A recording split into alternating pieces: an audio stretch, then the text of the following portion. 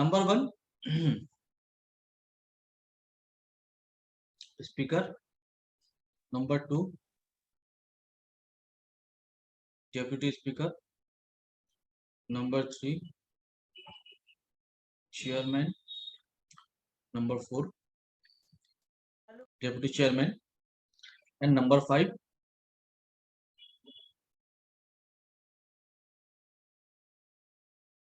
Leader of opposition. अपने को इन्हीं के बारे में पढ़ना है।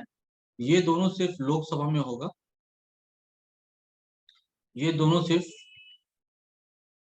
राज्यसभा में होगा, और ये जो है दोनों जगह पे होगा, लोकसभा प्लस राज्यसभा दोनों जगहों पर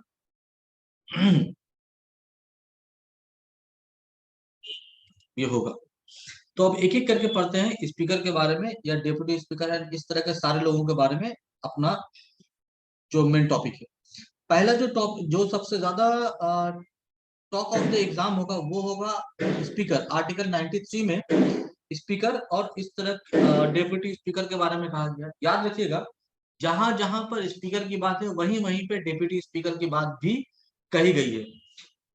फर्क सिर्फ इतना है कि अगर हम इस टॉपिक में बात करें कि डेप्यूटी स्पीकर और डेप्यूटी चेयरमैन का काम क्या है, तो जो काम चेयरमैन का है उसके एब्सेंस में वही काम डेप्यूटी चेयरमैन करेगा, जो काम स्पीकर का है उसके एब्सेंस में वही काम डेप्यूटी स्पीकर करेगा।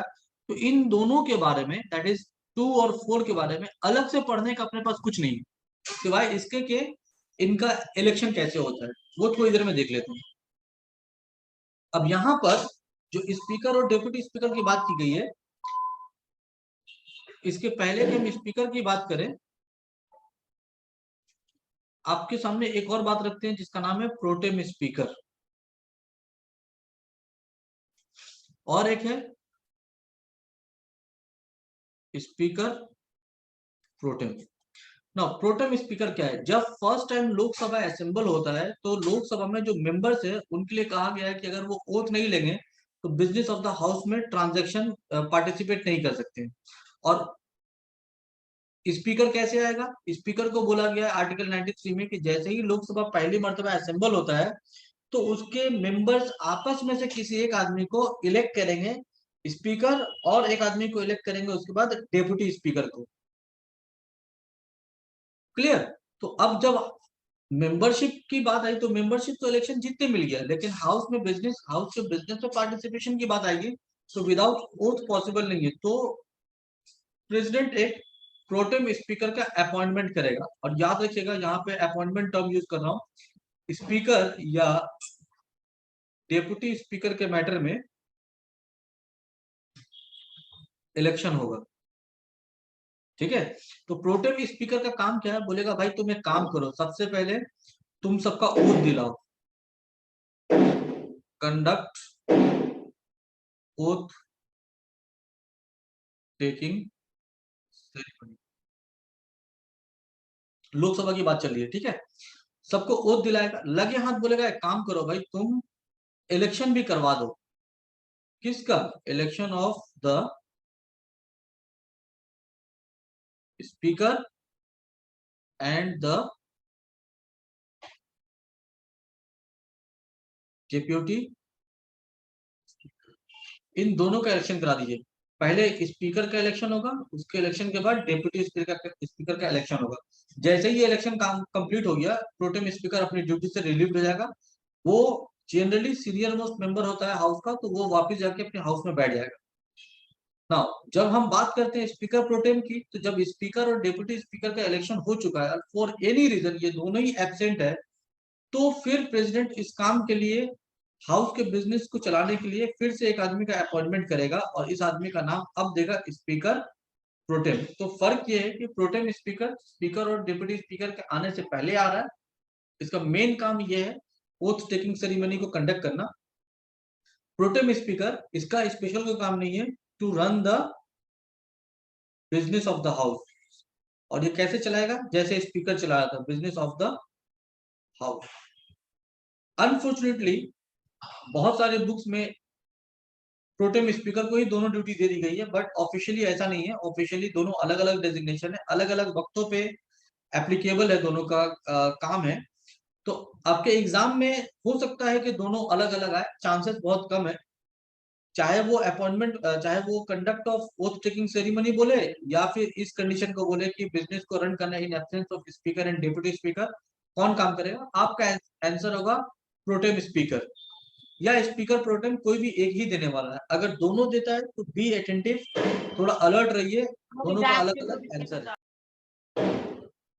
यहाँ तक क्लियर है सबको? Speaker pro tem speaker and speaker pro tem का आई होप डिफरेंस क्लियर हो गया होगा।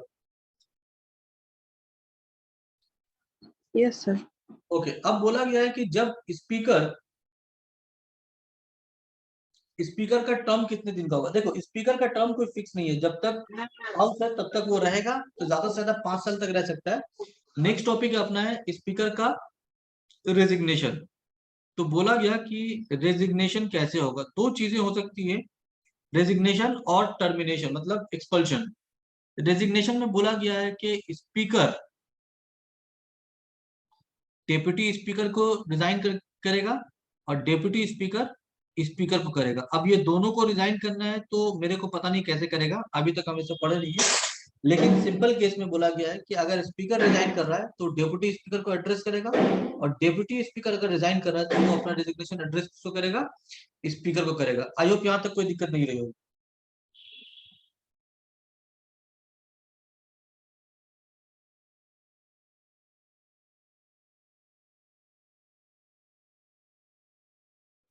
No sir. अब बोला गया है कि देखो, अगर स्पीकर 5 साल तक कंटिन्यू कर रहा है तो वो उस वक्त तक अपने ऑफिस को कंटिन्यू करता रहेगा। लोकसभा तो खत्म हो जाएगा 5 साल के बाद, फिर जनरल इलेक्शन होगा, तो स्पीकर फिर भी अपने ऑफिस में रहेगा with no power, just ceremony के तौर पे वो बैठा रहेगा। उस वक्त तक बैठा रहेगा जब तक लोकसभा का पहला मीटिंग नहीं हुआ था। जैसे ही पहला मीटिंग असेंबल होगा, स्पीकर अपनी ड्यूटी से, कहानी खत्म, उसका उसका ड्यूटी ओवर, उसकी वो अब नॉर्मल, अगर जीता है तो नॉर्मल मेंबर है, और नहीं जीता है तो वो अपने घर जाएगा। तो वो अपने ऑफिस को उस वक्त तक कंटिन्यू करता रहेगा जब तक नेक्स्ट सक्सेसर उसका नहीं चला आता, even after completion of it. उसी तरह डेप्यूटी स्पीकर भी रहेगा, लेकिन 5 साल के बाद डेप्यूटी स्पीकर अपना ड्यूटी से रिलीव हो जाएगा, क्योंकि स्पीकर है और वो नेक्स्ट स्पीकर के आने तक ड्यूटी करेगा। ऐसा नहीं कि दोनों ही कंटिन्यू करता रहेगा। डेप्यूटी स्पीकर लोकसभा के साथ खत्म हो जाएगा, स्पीकर लोकसभा के बाद नया लोकसभा आकर पहला दिन जो मीटिंग होगा उस दिन तक बैठा हुआ रहेगा। क्लियर?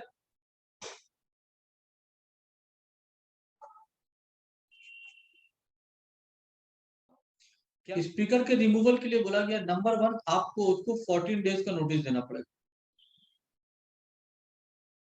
नोटिस दिए बगैर आप उसको उसके उसके अगेंस्ट में कोई मोशन कर ही नहीं सकते हैं। दूसरा, इसमें कोई ग्राउंड नहीं है, इसलिए कंफ्यूज मत करना। और जैसे ही नोटिस दिया तो ये लोकसभा में ही होगा, ऑलवेज इनिशिएट इन लोकसभा, क्योंकि ये चेयरमैन, ये प्रिसाइडिंग ऑफिसर लोकसभा का है। Passed by and effective majority. Effective majority का मतलब क्या होता है कि जितने members, total strength minus total number of members available. Available मतलब अगर कोई सीट वैकेंट रह गया है ड्यू टू डेथ और नॉन इलेक्शन, तो उसको माइनस कर देंगे। ठीक है, मान लीजिए 543 सीट्स लोकसभा में इलेक्शन हुआ और एक मेंबर सडनली मर गया, तो 542 मेंबर्स अवेलेबल है, तो वैकेंसी हो गया एक, इफेक्टिव मेजोरिटी हो गया 543 माइनस 1 इज इक्वल टू 542। हम लोग 542 का आधा और एक वोट चाहिए। अगर इस तरह से हो रहा है तो इस तरह की वोटिंग को बोलेंगे इफेक्टिव मेजोरिटी से किसी चीज को पास करना। 14 दिन का नोटिस देंगे, लोकसभा से इनिशिएट करेंगे, और इफेक्टिव मेजोरिटी से अगर हम पास कर देते हैं तो स्पीकर अपने ऑफिस से निकल जाएगा। स्पीकर अपने ऑफिस से निकलने का मतलब है कि वो अभी भी मेंबर है, सिर्फ स्पीकर के पोस्ट से हटा है, वो वापस अपना मेंबरशिप कंटिन्यू कर सकता है, क्योंकि उसकी मेंबरशिप नहीं गई है।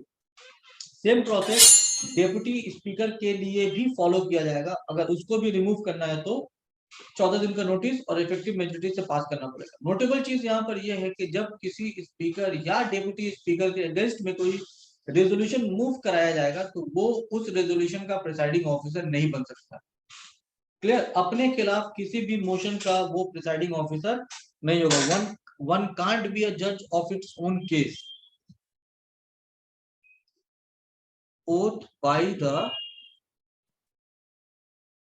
Member of parliament, members of parliament.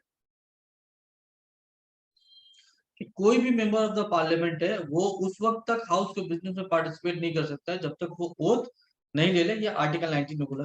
इसी आर्टिकल 19 से एसोसिएटेड बहुत इंपॉर्टेंट एक आर्टिकल है जो है आर्टिकल 100। दो क्लॉजेज है, क्लॉज 1 एंड आर्टिकल 100 क्लॉज 3। 1 में बात की गई है कास्टिंग वोट की। What is a casting vote? Casting vote एक ऐसा वोट है जो टाई ब्रेकर के तौर पे काम करता है। टाई ब्रेकर फर्स्ट इंस्टेंस में कभी भी प्रिसाइडिंग ऑफिसर, चाहे वो स्पीकर हो या चेयरमैन हो, एज द केस बी, हम उसको कॉमन वर्ड में बोल रहे हैं प्रिसाइडिंग ऑफिसर, फर्स्ट इंस्टेंस में कभी भी वोट नहीं देगा। हाँ, वो उसी वक्त वोट देगा जब कभी भी टाई हो जाता है, और ये कंपलसरी नहीं है स्पीकर पे कि वोट देना ही होगा। अगर उसको लगता है कि वोट देना चाहिए तो वो वोट देगा, अदरवाइज वोट नहीं देगा। और इसी वोट को हम बोलते हैं कास्टिंग वोट। कास्टिंग वोट पे अगर बहुत डेप्थ में क्वेश्चन पूछा तो क्लॉज वाइज पूछेगा, अदरवाइज आर्टिकल 100 आपका आंसर होगा। क्लॉज 3 में एक चीज और इसी तरह मेंशन किया गया है, quorum. What is quorum? Minimum attendance. इसको ऐसे समझते हैं, मिनिमम अटेंडेंस। मिनिमम अटेंडेंस कितना है? बोला गया 1/10, that is 10% of the strength of the house. जिस किसी हाउस की आप बात कर रहे हैं उसका 10%, अगर इससे कम आदमी उस दिन हाउस में अवेलेबल है तो हाउस का बिजनेस उस दिन नहीं चलेगा। और अगर मिनिमम इतने लोग या इससे ज्यादा लोग अवेलेबल है तो उस दिन उस हाउस का बिजनेस रन करेगा। याद रखना, जितनी बातें आप स्पीकर के लिए पढ़ रहे हैं ये सारी बातें डेप्यूटी स्पीकर के लिए भी एप्लीकेबल है, और यही सब बातें डेप्यूटी चेयरमैन के लिए भी एप्लीकेबल है राज्यसभा की। तो देखो, डेप्यूटी चेयरमैन तो जो वाइस प्रेसिडेंट है वही, सॉरी, चेयरमैन तो जो वाइस प्रेसिडेंट है वही रहेगा। आर्टिकल 64 बोलता है कि the vice president shall be ex officio chairman of Rajya Sabha. तो हम लोग जो वाइस प्रेसिडेंट के बारे में पढ़े, अल्टीमेटली चेयरमैन के बारे में पढ़ लिए। दो एक चीजें स्पीकर के कॉन्टेक्स्ट में पढ़ रहे हैं कि अगर डेप्यूटी चेयरमैन चेयरमैन की बात करें तो वो इलेक्टेड होता है, चेयरमैन इलेक्टेड नहीं होता है, एक्स ऑफिशियो होता है। Vice president of India elected होता है, डेप्यूटी चेयरमैन इलेक्टेड होता है। डेप्यूटी चेयरमैन का इलेक्शन और स्पीकर का इलेक्शन एक ही तरह का होगा, एक आदमी प्रपोजर और एक आदमी सेकेंडर जो उस प्रपोजल को सपोर्ट करेगा। ये हो गया नॉमिनेशन, उस नाम को रिकमेंड किया, उसके बाद हाथ उठाकर आयज और नोज में वोटिंग होगा, और इस तरह 2 से 3 मिनट में स्पीकर का election as well as deputy speaker का election as well as deputy chairman का इलेक्शन कंप्लीट हो जाता है। जब टर्म की बात आएगी तो सेम कंडीशन है, 14 दिन का नोटिस देकर और इफेक्टिव मेजोरिटी के जरिए स्पीकर, डेप्यूटी स्पीकर और डेप्यूटी चेयरमैन सबको रिमूव किया जा सकता है। यहीं पे डेप्यूटी चेयरमैन की भी बात की गई है।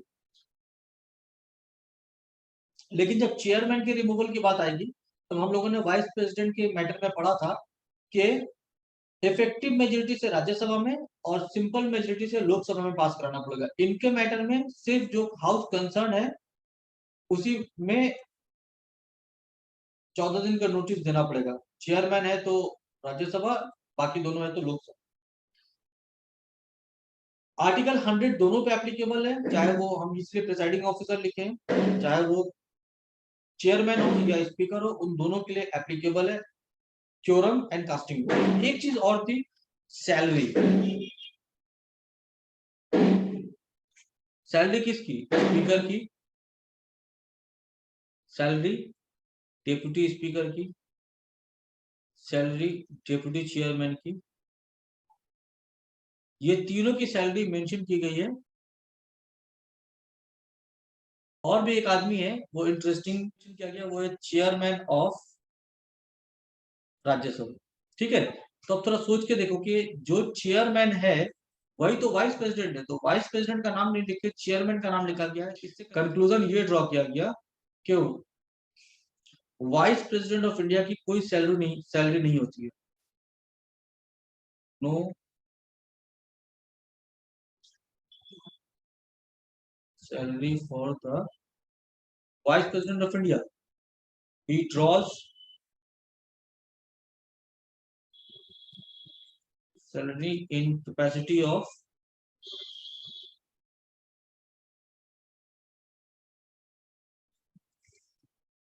Chairman of Rajya Sabha. Any problem यहां तक? कोई डाउट?